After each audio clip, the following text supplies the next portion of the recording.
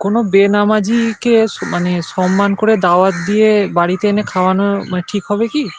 কারণ আমি একটা জায়গায় শুনলাম যে কোনো বেনামাজিকে সম্মান করে খাওয়ালে নাকি তার গুনাহ মানে আম, এটা মানে গুনাহটা আর কি মানে সম্মান করা হলো এরকম। আর আরেকটি প্রশ্ন হচ্ছে মানে রোজা রয়েছে। আচ্ছা ঠিক আছে, এটা হচ্ছে একটা করে প্রশ্ন করেন।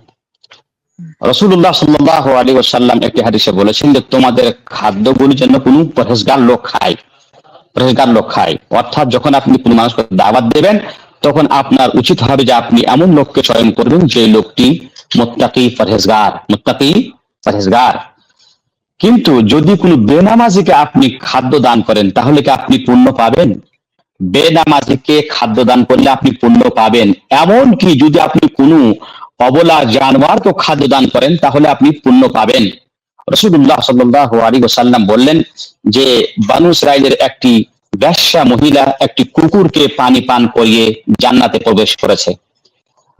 ওই মুহূর্তে রাসূলুল্লাহ সাল্লাল্লাহু আলাইহি ওয়াসাল্লাম বললেন যে প্রত্যেক জন্তু যার আত্মা আছে, যার কলিজা আছে, যার অন্তর আছে, তাকে পান করাইলে পারে, তাকে পিপাসা অবস্থায় পান করাইলে পারে, তাতেও আজর ও সওয়াব এবং নেকি আছে। সুতরাং আপনি চতুষ্পদ জন্তুকে, জানোয়ারকে, এমনকি কাফেরকে, মুশরিককে যদি আপনি খাদ্য দান করেন তাহলে আপনি নেকি পাবেন। সুতরাং কিন্তু প্রথম কথা হলো যখন আপনাকে চয়ন করবেন নিমন্ত্রণ দেওয়ার সময় চয়ন করবেন নেক, পরহেজগার, মুত্তাকি, সংযত ব্যক্তিদেরকে।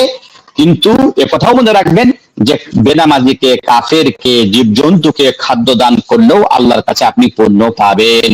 জি।